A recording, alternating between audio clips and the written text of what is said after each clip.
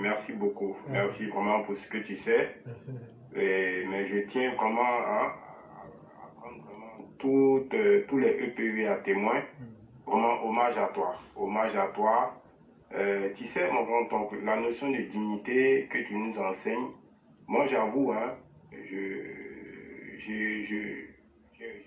aussi ma façon d'être digne, mais je pense que depuis que tu en parles très très souvent et que ça, en fait, ça résonne en moi et tous les jours, j'essaye vraiment de faire de ça une maxime pour pouvoir bien guider ma vie. Voilà, et vraiment, Dieu m'est témoin, j'ai déjà fait asseoir mes enfants ici pour leur apprendre la notion de dignité.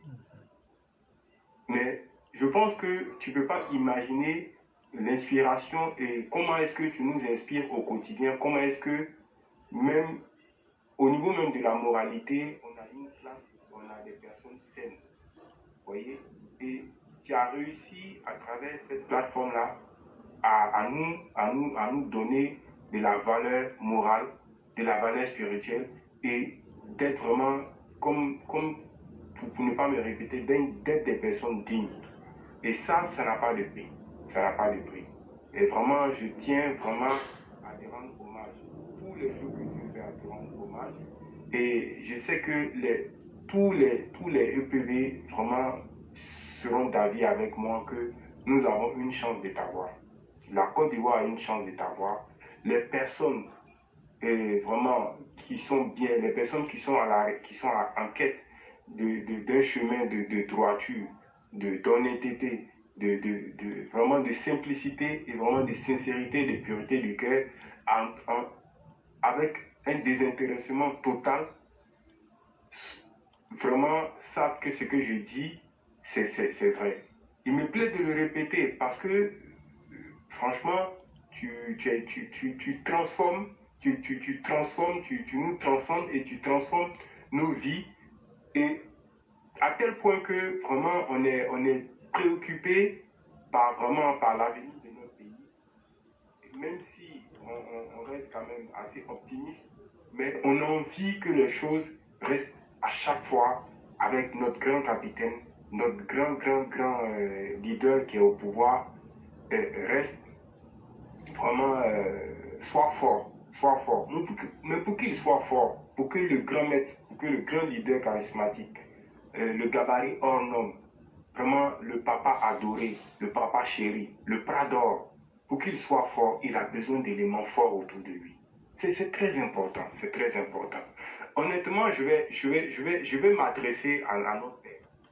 Papa, franchement, moi je vais vous dire, votre remaniement que vous avez fait, pour moi, est la deuxième erreur politique de votre carrière si brillante. Franchement. La première erreur politique, c'était lorsque vous avez décidé que nous boycottions, je me rappelle très bien dans les années 90, je ne me rappelle pas exactement des dates, mon grand-oncle, tu pourras me donner plus d'exactitude dessus. Lorsque vous aviez décidé que... Je pense que c'était en 94. 94. Lorsque notre grand-maître a décidé que nos cadres ne participeraient pas aux élections législatives, parce que sa candidature avait été rejetée.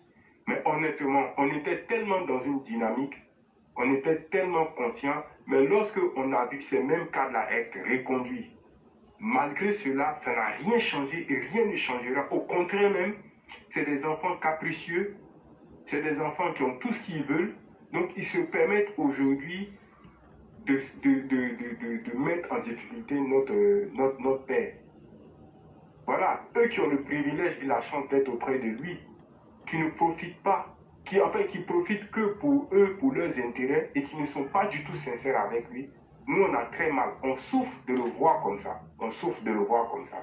Alors que nous sommes des personnes saines, des personnes lambda, des personnes qui passent à travers le public sans être remarquées, qui l'aimons profondément et qui l'aimons pour ce qu'il est, qui l'aimons pour sa moralité, pour sa probité, pour son intégrité, pour son acharnement au travail et pour sa grande vision et pour son amour. C'est notre patriote en chef. Et nous l'aimons pour ça. Nous l'aimons parce qu'il nous a redonné de la dignité. Nous l'aimons parce qu'aujourd'hui, ce pays-là, nous pouvons dire merci papa de nous avoir donné, de nous avoir permis de rêver, d'avoir donné aux générations futures de la Côte d'Ivoire de les avoir décomplexés à travers tes réalisations, à travers tes infrastructures économiques. Mais pourquoi diantre je ne vais pas vous tutoyer, vous laissez ces personnes-là improductives encore autour de vous. Pourquoi? Alors que vous avez une personne qui a la capacité, qui à travers tous les EPV et à travers notre capitaine, qui est mon grand-oncle, qui est notre leader à nous, les EPV, qui est là, qui se bat nuit et jour avec tous les EPV. Je ne vais pas en citer parce que j'en finirai pas. Notre mère, nos mères, mes frères Sundiata, nos aînés, nos parrains, notre patriarche, on a toutes ces personnes-là qui sont tapées dans l'ombre, mais qui vous aiment autres à un point que vous ne pouvez même pas imaginer. Mais pourquoi vous laissez ces personnes-là vous salir votre image, salir votre travail, qui volent l'argent du pays et qui sont encore récompensés. Et pendant ce temps, nous ne demandons même pas un penny. Nous voulons simplement vous montrer à travers notre sincérité, notre dévouement, à l'image. Aujourd'hui, tout ce que j'ai dit, c'est matérialisé à travers mon grand-oncle, à travers l'éclaireur. Mais pourquoi est-ce que vous ne rapprochez pas l'éclaireur auprès de vous? Moi, j'aimerais avoir une réponse. Ce n'est pas normal que nous souffrions tant comme ça de voir des personnes comme cette péchinerie, la galeuse, se permettre de vilipender, se permettre avec une arrogance vraiment digne de sa descendance, de ses parents. Parce qu'une personne qui a une moralité ne peut pas se permettre de dire certaines choses. Comment une personne qui se dit aimer son pays peut aller à l'encontre des intérêts de ce pays? Pourquoi? Et pourquoi on laisse faire ça? Pourquoi il n'y a aucun cas qui est incapable d'aller lui donner une bonne claque, 2 bonnes paires de gifles pour qu'elle se calme? Et ça continue comme ça. L'argent qu'on donne pour faire allouer pour faire les choses, l'argent est toujours détourné. Et le père, à 80 ans, il est obligé encore de se carcasser. Vous êtes autour de lui, vous n'êtes même pas capable de lui apporter des idées. Vous ne pouvez même pas le laisser se reposer, dire, voilà, nous sommes tes dignes fils, nous avons fait le combat avec toi. On a eu l'une de ces filles encore, une grande capricieuse qui fait n'importe quoi. On sait elle qui prie par son incompétence au niveau du ministère des Affaires étrangères. Mais je le dis et je l'assume. C'est dommage. Moi, je suis quelqu'un de véridique. J'essaie en tout cas de l'être. Quand je vois comment le ministre malien des Affaires étrangères, malgré bien qu'il soit dans le faux, au moins il se décarcasse dans sa malhonnêteté, parce qu'il est entouré de personnes minables, mais il fait son travail. Même si c'est dans le faux, il fait son travail. Nous, on a une maman qui est là, l'une des filles de notre père, qui voilà. Et j'ai l'impression qu'on est encore dans un combat, mais comme on a marqué beaucoup de buts, il reste encore 10 minutes à jouer, mais on commence à danser alors que le match n'est pas fini. Et des personnes comme ça, des diables comme ça, qui sont des diables en habit, en soutane, qui sont cachés, des personnes finies, qui se permettent de rester là à vouloir dégrader, à vouloir gâter le combat de notre père. Non, franchement, je pense qu'aujourd'hui, nous aussi, grâce au réseau, nous aussi, nous avons aussi le droit de dire ce que nous pensons. Et on a notre avis droit pesé. Et nous, ce que nous vous demandons, cher président, cher papa adoré, nous voulons que vous mettez ce grand homme-là auprès de vous. Parce qu'il n'y a pas beaucoup de personnes qui le disent comme ça. Même vos ministres avec qui vous êtes tout le temps là, qui sont capables de dire qu'ils sont prêts à mourir pour vous. Nous n'allons pas continuer à souffrir comme ça. Trop, c'est trop. Est-ce que vous méritez ça à travers votre brillant parcours, votre grande carrière? Est-ce que vous méritez ces personnes minables auprès de vous? Après, on s'étonne que les Blancs l'aiment plus que... On dit pourquoi les Occidentaux, l'autre gaga, gravaté et perdu là, il dit oui, mais je ne comprends pas pourquoi les Occidentaux, moi avec tout ce que je leur ai donné, pourquoi ils aiment Alassane que moi. Mais oui, parce que c'est quelqu'un de hautement grand. Non, c'est bon, ça suffit. Si vraiment les choses ne changent pas, nous, on va prendre nos responsabilités. Parce que trop, c'est trop. Trop, c'est trop. On ne peut pas passer tout notre temps à se torturer l'esprit. Hein? On a beaucoup de choses à faire, mais on le fait par amour pour le Dieu, par amour pour notre pays. Mais on ne veut pas continuer à souffrir comme ça. Tu prends une vidéo, tu te permets, pendant que on a 49 de nos fils, de nos dignes fils qui sont emprisonnés, tu prends une chienne gagneuse comme ça, tu prends le micro, tu te permets de dire que oui, ils sont allés pour faire un coup d'État, donc s'ils ont été arrêtés, c'est normal. Qu'est-ce que ça veut dire ça? Et puis ça, c'est normal. Ça, c'est normal. Je ne comprends pas. Il faut que le père encore se lève, il réfléchit, et comme mon frère vient de le dire, et à travers les dits d'un cas, c'est pas normal, c'est pas normal. Nous, on n'a pas de relations. Nous, on ne rentre pas dans les salons feutrés. Nous, on rentre pas on est dans la cour des petits. Mais la baraka et l'amour sincère qu'on a pour le président doit nous permettre quand même notre point de vue soit, qu'on tienne compte de notre point de vue. Et ça, moi, je le dis, et vraiment, il faut que notre père réagisse. Il faut qu'il réagisse. Maintenant, espérance tenante, parce que nous sommes fatigués de cette situation. Parce que c'est ça qui crée les frustrations.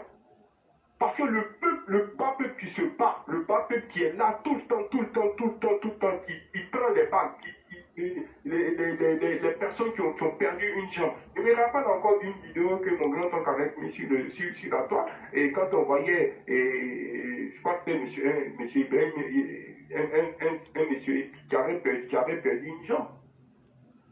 Mais ces personnes-là se retrouvent à dormir dans leur kiosque. Nous n'envions personne. Malgré notre situation, nous n'envions personne. Mais il faut quand même que nous nous sentons écoutés. Il faut quand même que le bas peuple est celui-même qui fait la fondation du pouvoir. Les élites sont assis sur le bas peuple.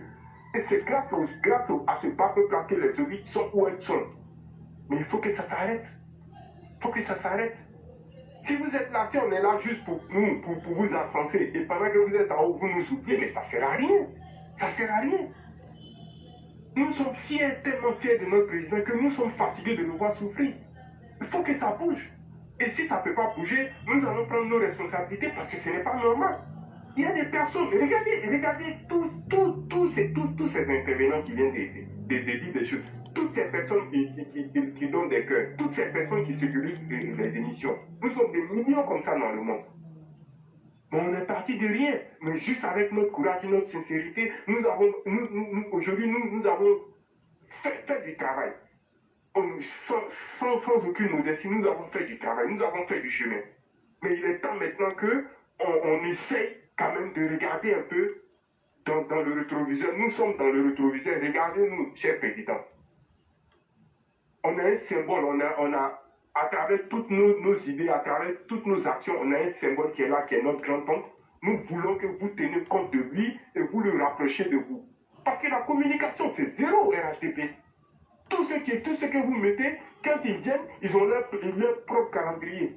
Vous leur faites confiance par rapport au passé, mais regardez aussi l'avenir. Faites confiance aussi à ceux avec qui vous n'avez pas peut-être vécu des moments difficiles de près. Parce que de loin, nous, on a souffert. Nous, on a souffert. Moi, je sais ce qui m'a mené en France. Je ne le dirai pas, mais je sais pourquoi je suis là. Voilà. Mais il faut que ça s'arrête. Lorsque des personnes qui sont arrêtées et qu'on déchire leur pièce d'identité simplement parce qu'ils ont des patronymes nordistes, on a vécu ça. Et aujourd'hui, vous nous donnez notre dignité, et puis vous laissez aspirer dans un panier à crabe avec des casques improductifs. Qu'est-ce que ça veut dire? Et nous, on est là, on souffre de ça. On souffre de vous voir souffrir. Parce que nous vous aimons sincèrement et profondément. Mon grand oncle, j'en ai fait, mais je suis désolé. Merci beaucoup, Yann. Je crois que, comme on le dit, vous avez parlé bien et fort. Et je crois qu'on a retenu ce que vous avez dit, parce que ce sont des paroles fort utiles. Mais Dieu sait où mettre chaque chose au bon moment. Continuons de faire confiance en Dieu. Merci beaucoup pour tout ce que tu as dit. Sache aussi que nous t'estimons au-delà de ce que tu peux imaginer. Merci beaucoup. Merci et encore merci. Merci mon grand-oncle, je remercie tout le monde, je remercie vraiment la classe, je remercie toutes nos mères, je remercie tous nos soldats qui interviennent, ceux aussi qui n'interviennent pas, je remercie vraiment tout le monde, et vraiment, je vous aime tous, et voilà, et restons comme tu viens de le dire, restons comme nous sommes, et par la grâce de Dieu, les choses iront. Merci. Mais vraiment, on a le cœur maîtrisé par moment, il faut le dire. C'est pas normal, c'est pas normal. Parce que Kagame, là, chez lui, là, on ne fait pas ça. Il faut que le grand mette un peu de... Il faut qu'il arrête de mettre du Nyamakoudi dans son jus. Il faut qu'il le boive un peu sec, sans sucre, avec bien du gingembre, pour vraiment pour frapper. Nous, on est fatigués aussi. Effectivement. Merci, mon grand. Merci beaucoup. Désolé. Excellente soirée. Merci.